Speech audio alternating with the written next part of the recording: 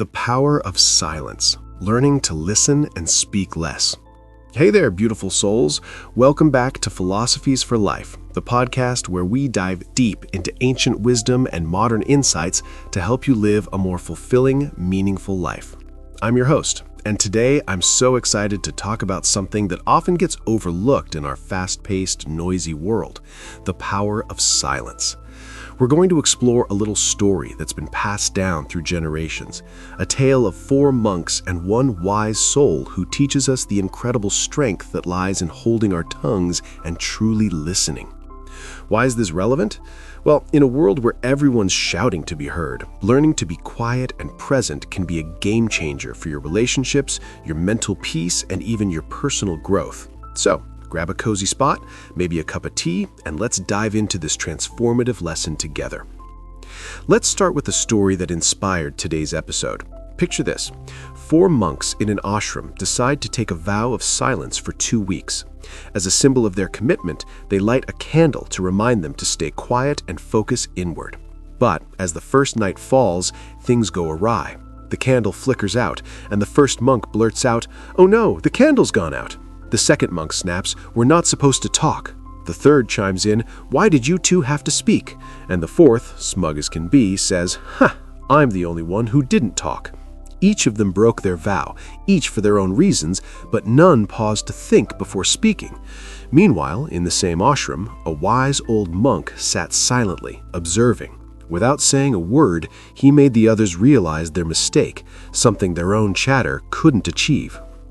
This little tale reminds me of a profound quote by Lao Tzu, the ancient Chinese philosopher. "Silence is a source of great strength." Think about that for a second. In a world where we're constantly told to speak up, to assert ourselves, Lao Tzu reminds us that there's power in stepping back, in not reacting immediately. Another gem comes from Rumi, the mystic poet, who said, "The quieter you become, the more you are able to hear." Isn't that beautiful? Silence isn't just about not talking, it's about creating space to listen to others, to yourself, to the world around you. Now, let's unpack this a bit. The 4 monks in our story couldn't resist the urge to speak because they were driven by impulse, whether it was frustration, correction, or even pride. Their words didn't solve anything, they only highlighted their lack of control. The wise monk, on the other hand, embodied true wisdom by staying silent. His silence wasn't passive, it was active. It was a mirror that reflected the other's shortcomings without judgment or criticism. Philosophically, this ties into the idea of mindfulness, being fully present in the moment without the need to react or fix everything. In many spiritual traditions, silence is seen as a gateway to inner peace.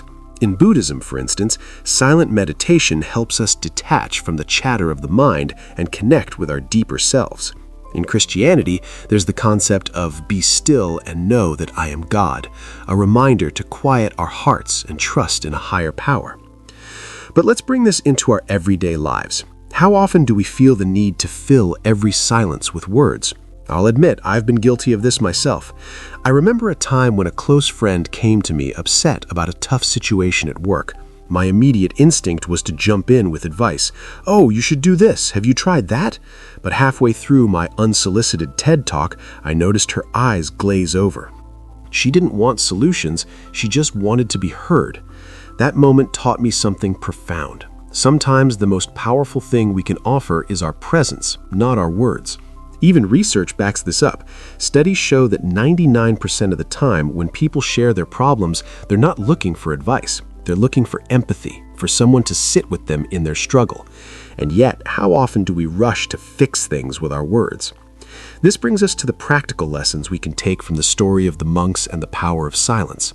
First, let's practice the art of listening. Next time someone shares something with you, resist the urge to respond right away. Just listen, nod, make eye contact, let them know you're there. You'll be amazed at how much trust and connection this builds in relationships, whether it's with a partner, a friend, or even a colleague. Second, let's cultivate self-awareness before we speak. Ask yourself, is what I'm about to say necessary? Is it kind? Will it add value? There's an old saying, often attributed to various sources, "We have 2 ears and 1 mouth so that we can listen twice as much as we speak." Let that be your guide. And finally, embrace silence as a tool for personal growth. Set aside a few minutes each day to just be still. No phone, no distractions. Maybe light a candle like those monks did as a reminder to turn inward. You'll find that in those quiet moments, clarity often emerges about your goals, your emotions, even your purpose. Now, let's talk about how this applies across different aspects of life. In relationships, silence can prevent unnecessary arguments. How many times have we said something in the heat of the moment that we later regretted? A pause, a breath can save a bond. In terms of mental and emotional well-being, silence is like a reset button. It lowers stress, calms the mind, and helps us process our feelings. Even in finance or career decisions, taking a moment of quiet before reacting, whether to a bad investment or a tough email, can lead to wiser choices. Silence isn't emptiness, it's a space for wisdom to grow. As we wrap up today's episode, I want to leave you with this thought. Words are powerful, but so is silence. The story of the 4 monks and the wise old soul teaches us that true strength lies in restraint, in listening, in being present.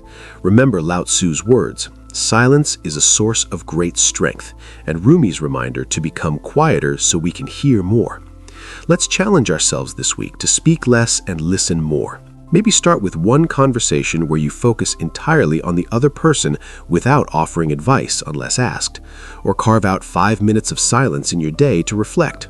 Notice how it feels. I'd love to hear your thoughts. Drop me a message or share on social media how this practice impacts you. Thank you for tuning in to Philosophies for Life. If this episode resonated with you, share it with someone who might need a little reminder to slow down and listen. Until next time, keep seeking wisdom, keep growing, and remember, sometimes the loudest message is the one unspoken. Take care, my friends.